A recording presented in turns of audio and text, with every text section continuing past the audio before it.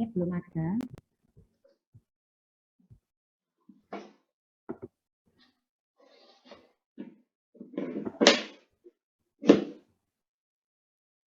Oke, Virus udah ada permintaan join ke Zoom, ke Room? Ada?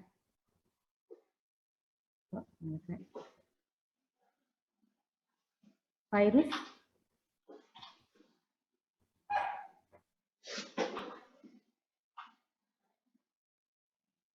Oh.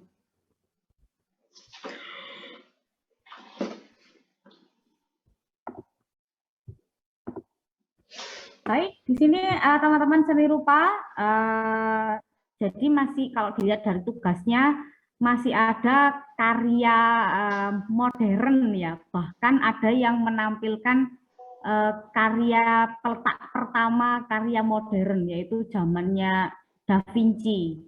Zamannya Da Vinci itu tahun berapa itu? 1700, 1600-an. Ada yang karya Leonardo da Vinci tahun 1600 dipasang untuk seni kontemporer. Nah, ini nyarinya gimana? Keywordnya ya, keywordnya sudah disampaikan seni rupa kontemporer ya. Jadi kalau seni rupa kontemporer, misalkan sini saya contohkan ya, seni rupa kontemporer, seni rupa kontemporer. Nah, ini ya. Karya yang akan muncul yang seperti ini, Nak. Karyanya seperti ini. Jadi agak langsung membuat mata itu bertanda tanya.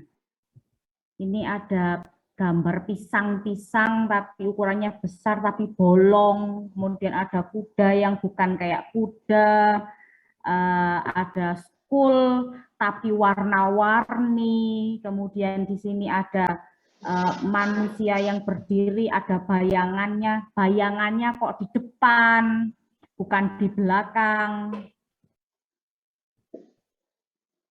Ini gambar-gambarnya, nah ini selalu nomor satu pasti dia unik ya, aneh, pasti aneh, karena memang seni rupa kontemporer ini adalah bentuk atraktif ya teman-teman.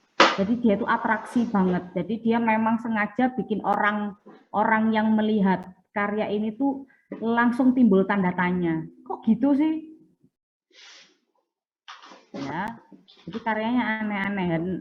Eman banget kok sampai ada karya seni rupa modern pertama lagi ya muncul di apresiasi. Oh ya, boleh teman-teman lihat ya. Ini cuman tulis seni rupa kontemporer yang keluar langsung kayak gini. Ini yang sering di IG ya. Shading bayangan dari karyanya itu menjadi seni itu sendiri. Jadi bukan bulat-bulatnya tapi bulat-bulat dan bayangannya. Jadi bayangannya dimanfaatkan.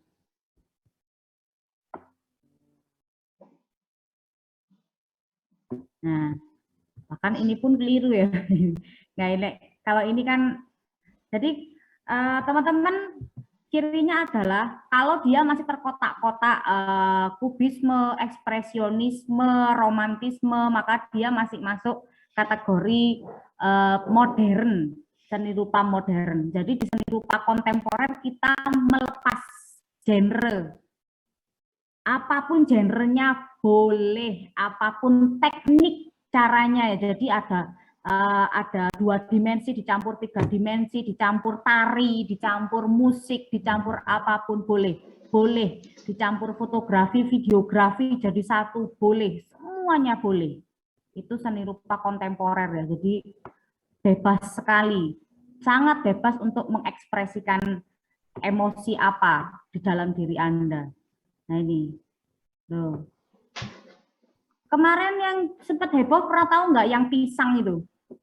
Yang pisang apa laku berapa miliar itu? Pernah tahu nggak?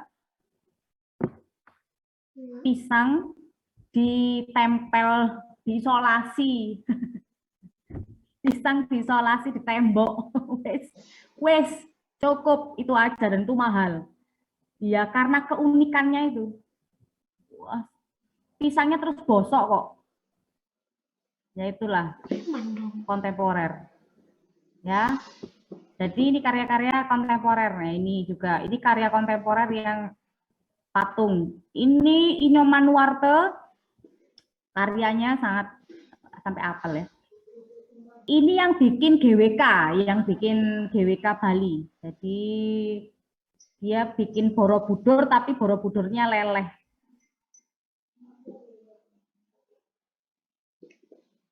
Nah itu kan ya seni rupa kontemporer art di Jakarta. Jadi kalau cari karya benar-benar diperhatikan.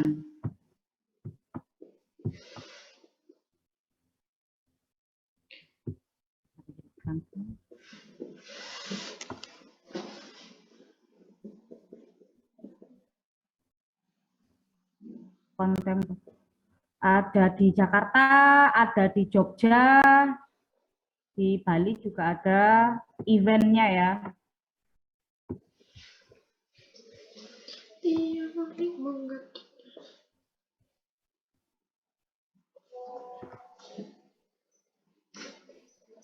Oke baik, jadi teman-teman kalau misalkan dia masih menyajikan, oh impresionisme, oh ekspresionisme, kita pakai isme-isme itu berarti dia masih pakai zamannya masih zaman modern.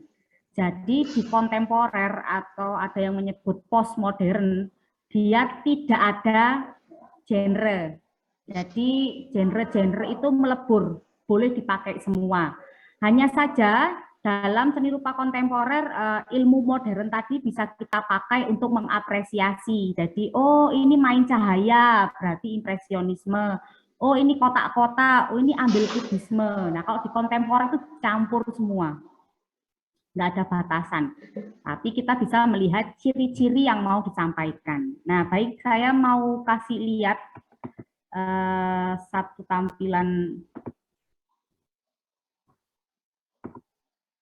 Nah, ini teman-teman, Artjok. Ini kebetulan juga sudah ada virtualnya. Sudah nampak linknya Artjok? Oke, sekarang tugasnya teman-teman gini.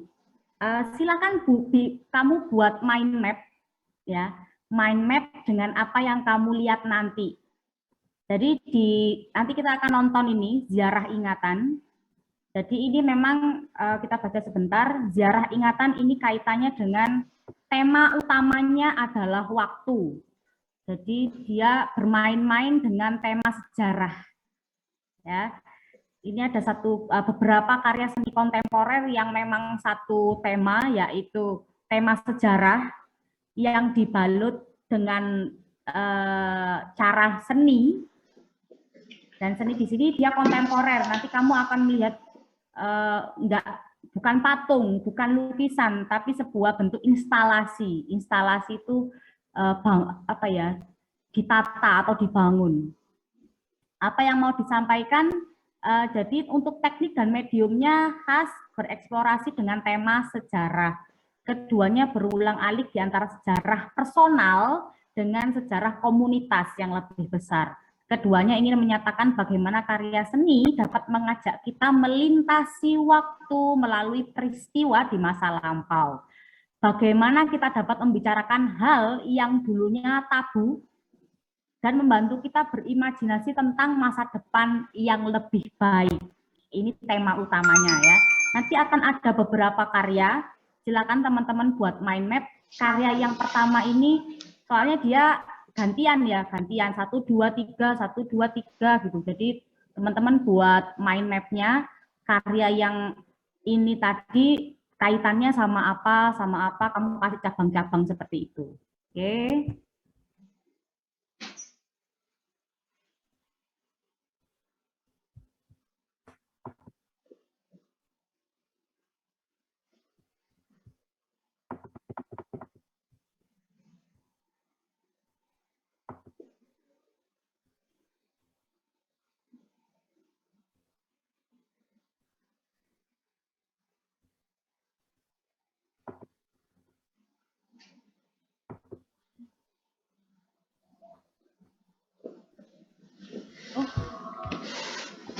Bentar.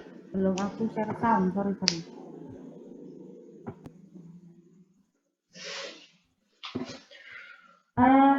Kak Maya minta nomornya virus ya. Iya, Miss. Ada saat nih. Oh, sudah kok.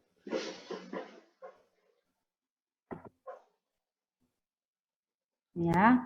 Jadi ziarah ingatan, ini ada beberapa karya, nanti masing-masing karya silakan di mind mapping sendiri-sendiri ya. Jadi ada karya ini, dia jadi kayak mind mapping ya, jadi cabang tentang apa gitu ya.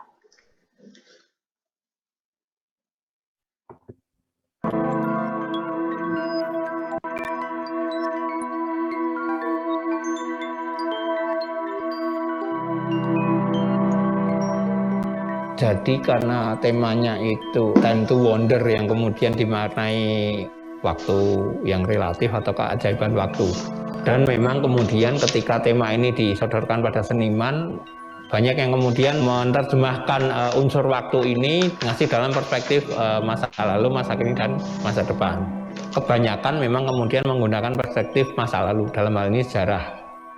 Tentunya kaitannya tidak hanya pengalaman personal senimannya, tetapi juga bahwa karena sejarah Indonesia atau di Nusantara ini banyak sekali mewarnai segala aspek lah. Itu yang kemudian diungkap oleh seniman.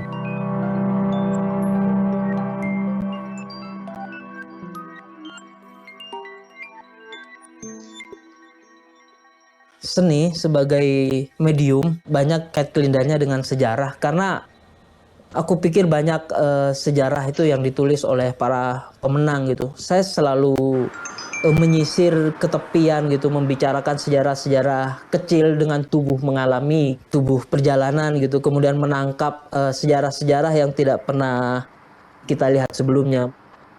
Karya ini adalah yang aku lakukan di Google Maps sepanjang perjalanan dari Singkawang ke Sambas. Itu adalah memoriku atau pengalamanku ketika di 2019 aku mengalami perjalanan fisik ke ruang itu gitu. Menjadi hal yang harus aku ketahui atau aku alami sebagai seorang seniman, juga sebagai seorang Madura waktu itu, tentang peristiwa 20 tahun silam. Aku memaksakan diri dan berupaya penuh untuk bisa pergi ke satu tempat, yaitu titik di mana peristiwa itu pernah terjadi di tahun 99 gitu, yaitu di Sambas gitu.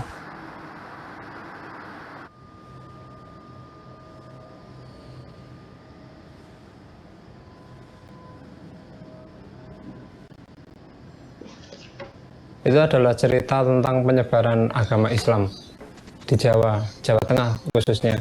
Singkat ceritanya, cerita ini kan induknya kan berasal dari Timur Tengah, dari Arab. Tapi kemudian dikembangkan di Persia dan sebagainya gitu. Karena tradisi membuat visual, membuat gambar kan kuat di Persia daripada di Arab misalkan. Walaupun ceritanya dari Arab. Cerita ini kemudian dibawa oleh seseorang bernama Quds. Dia dari Palestina. Terus dia ke suatu tempat yang kemudian kita tahu sekarang namanya Kudus. Nah, Kudus ini berasal kata dari si Quds ini tadi. Dia kemudian datang kepada raja. Kemudian singkat cerita si rajanya boleh disebarkan, tapi harus disesuaikan dengan iklim di sini gitu, sosial di sini gitu. Lalu ya sudah, kemudian yang kita tahu ajarannya itu pasti ada visualnya, entah ceritanya, entah bahasanya, atau tulisannya itu selalu ada kaitannya dengan tradisi di Jawa gitu, dicampur adukkan gitu.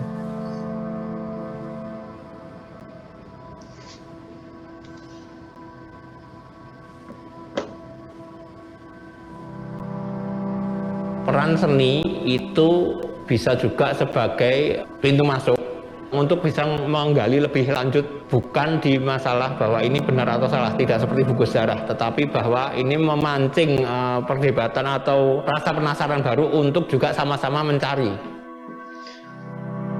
melihat sebuah masalah dalam artian dalam sejarah itu dari berbagai perspektif.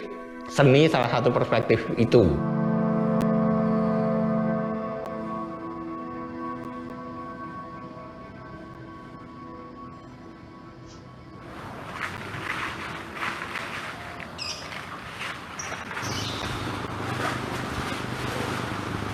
Lembaran toh? Heeh.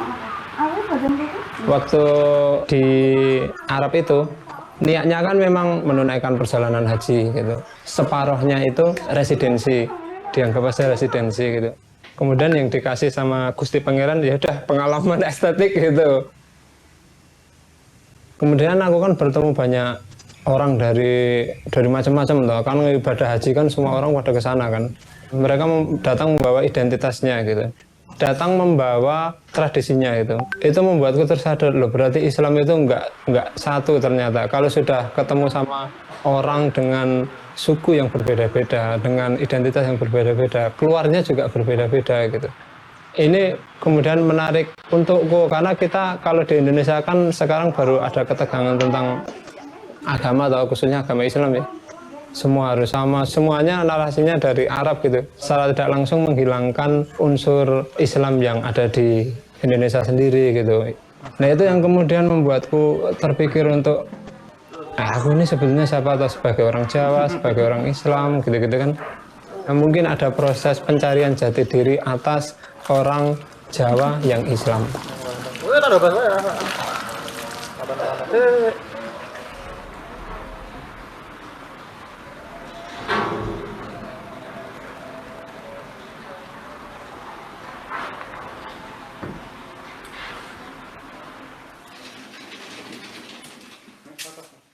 Ada satu tempat yang paling aku ingin datangi, yaitu terminal. Terminal adalah sebuah ruang statement bagiku gitu, di mana orang luar masuk ke Sambas atau orang Sambas keluar gitu. Ketika orang Sambas berada di terminal Pontianak, mereka berlalu lalang dengan aman. Itu sebuah ruang pernyataan bahwa kita menuju rekonsiliasi yang baik gitu. Tapi kenapa ada sebuah ketakutan ketika kita mengunjungi terminal Sambas gitu? Kita harus memeriksa itu, kita harus membaca dan peka gitu. Nah, hal ini yang terus menjadi pertanyaan bagiku dengan karya-karyaku gitu. Dan saya berbicara atas nama generasi dan aku membicarakan itu kepada teman-teman dari etnis lain itu gitu. Dan kita sepakat pada satu hal yang sama ya, yaitu rekonsiliasi atas nama generasi kami gitu. Kami yang akan terus berupaya untuk membawa kemana sejarah ini dari peristiwa kelam itu gitu. Penelusuran atau katakanlah penulisan sejarah di Indonesia selama ini itu masih banyak yang bolong-bolong atau juga masih satu sisi. Saya pikir peran seniman di sini selain sebagai seorang yang menawarkan satu visual artistik tertentu, estetika tertentu, tapi juga sebagai pribadi yang juga bisa mengungkapkan bolong-bolongnya sejarah. Terutama sejarah-sejarah kelam itu dulunya tidak banyak diungkap karena masih ada ketakutan dan sebagainya, dan kemudian generasinya sudah berganti. Nah, generasi selanjutnya ini yang dulu memang tidak mendapat informasi yang clear gitu, yang jernih, ini mencoba mencari lagi dengan kesadaran supaya tidak terulang lagi, supaya di generasi berikutnya tidak terjadi lagi.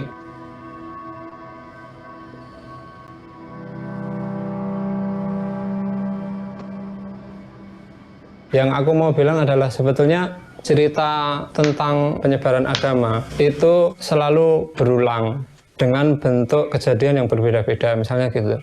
Kalau dulu ada pembantaian dan kayak gitu, kekerasan gitu, sebetulnya kalau mau ditarik sekarang itu masih ada gitu. Mereka kan selalu menggunakan cara-cara kaum Khawarij. Kaum Khawarij itu kaum radikal waktu zaman sejarah gitu, menggunakan kekerasan, melihat orang yang berbeda itu patut dibantai dan semuanya gitu. Secara tidak langsung kan memberi inspirasi gitu.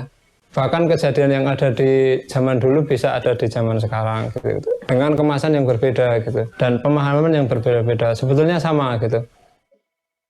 Pasca konflik itu orang Madura tidak bisa kembali ke Sambas dan mereka memulai kehidupan baru di relokasi di tempat baru. Saya bertemu dengan seorang yang berasal dari Sempadung gitu. Waktu itu di tempat itu kita melihat kembali bahwa ada satu hal yang ketika peristiwa atau sesuatu yang akan mengambil banyak hal begitu di dalam hidup, termasuk tragedi personal atau tragedi kolektif, tapi ternyata satu hal yang tidak pernah pergi gitu, satu hal yang tidak pernah bisa dirampas oleh siapapun, yaitu ingatan gitu. ingatan ini yang akan terus bekerja sepanjang kita hidup, dan kita bawa kemana ingatan-ingatan ini.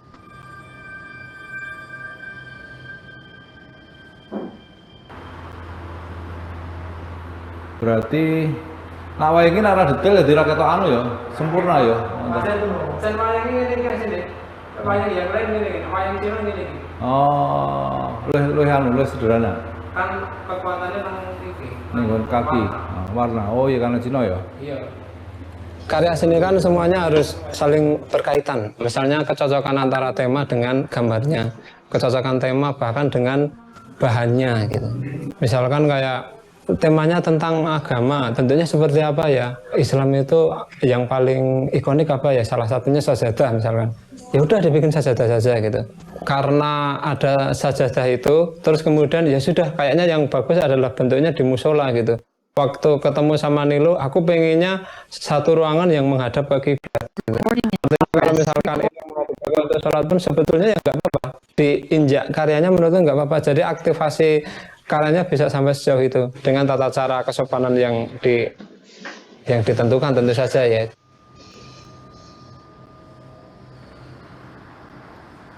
Dengan teknologi, aku memasukkan pikiranku gitu, memasukkan perasaanku, memasukkan ingatanku terhadap teknologi itu, sehingga teknologi itu mempunyai makna yang berbeda ketika saya sebagai seniman menggunakannya sebagai medium bahasa, terutama bahasa seni gitu.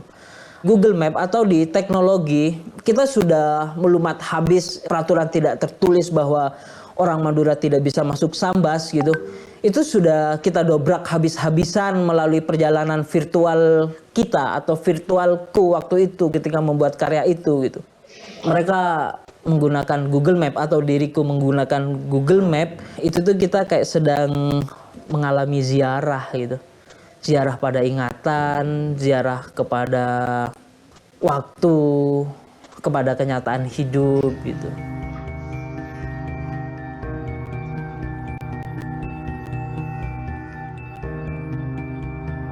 Karya seni kan sebetulnya alat saja toh, medium saja. Yang penting adalah gagasannya gitu, gagasan untuk merekonstruksi cerita masa lalu gitu-gitu. Sebetulnya bahasa seni itu paling efektif karena kan paling gampang diterima kan. Seni kan membuat orang nggak menggurui. Kamu mendapatkan sedikit saja penjelasan tentang karya ini, kamu yang belajar sendiri kan gitu. Jadi bukan aku menggurui kamu, tapi kadang-kadang kamu sendiri yang menggurui dirimu sendiri. Kamu yang bisa menemukan ilmu untuk dirimu sendiri, informasi atau apapun itu. Saya percaya bahwa karya adalah sebuah upaya, sebuah jalan bagaimana kita melihat persoalan dan kenyataan hidup. Dan aku sebagai Madura memiliki memori itu, memiliki tragedi itu. Kita punya upaya untuk melihat kembali dan membaca ulang peristiwa itu untuk kebaikan bersama gitu.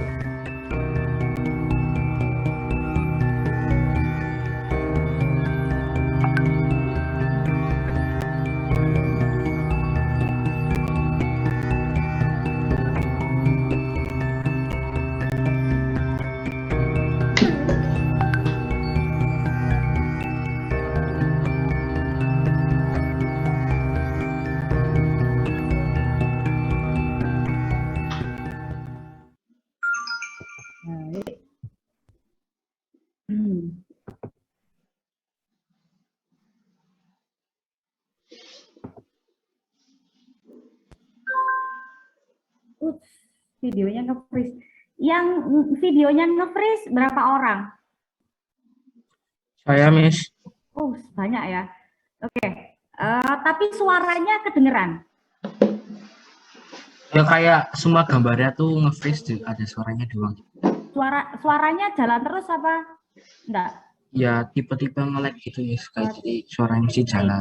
Jadi sebenarnya tadi memang pertama kita nonton bareng-bareng, lalu kemudian kita akan berkelompok untuk ini apa namanya, ngemain mapping bareng gitu ya. Jadi apa yang kamu lihat, kamu dengar, kamu satukan pendapat dengan teman yang lain. Jadi tadi ada, saya nggak kelihatan ya.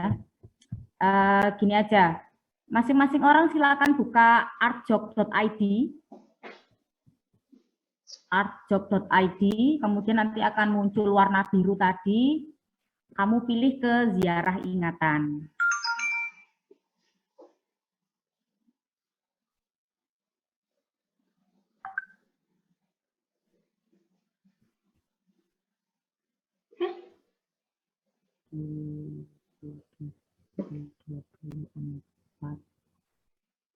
Kelompok. Ada 27 orang, saya bagi jadi masing-masing 3 anak dalam satu kelompok ya. Jadi nanti intinya gini, tadi itu temanya adalah ziarah, dia itu berkaitan dengan beberapa peristiwa masa lampau yang fenomenal terjadi di Indonesia. Bahkan ada yang zaman kerajaan ya, zaman kerajaan, tahunnya lama banget. Itu dirangkum dalam satu buah karya. Nah, ini daripada berlama-lama, langsung aja saya bagi kelompoknya. Recording stopped.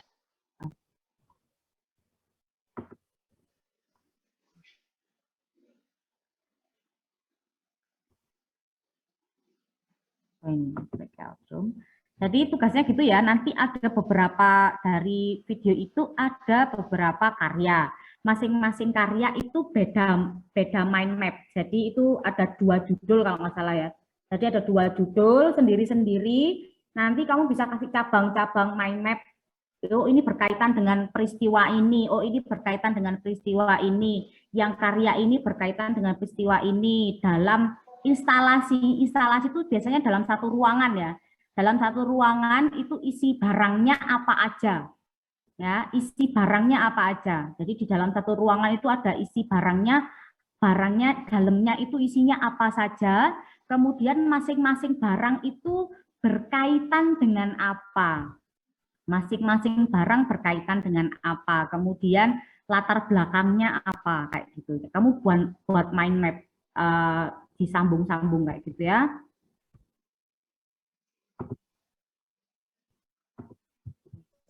Buatnya satu aja. Buatnya ya satu aja, satu kelompok satu. Ya. Harapannya tadi sih sudah nge-mind map sendiri, terus tinggal digabung sama temen. Tapi ya karena nge-lag ya, apa ya.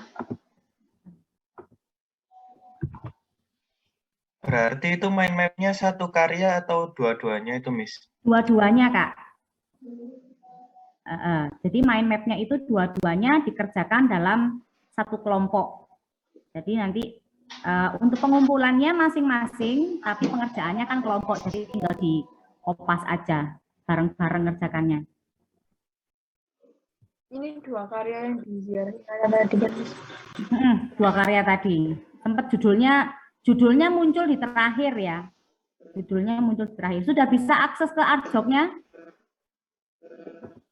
Bisa, Miss. Oke.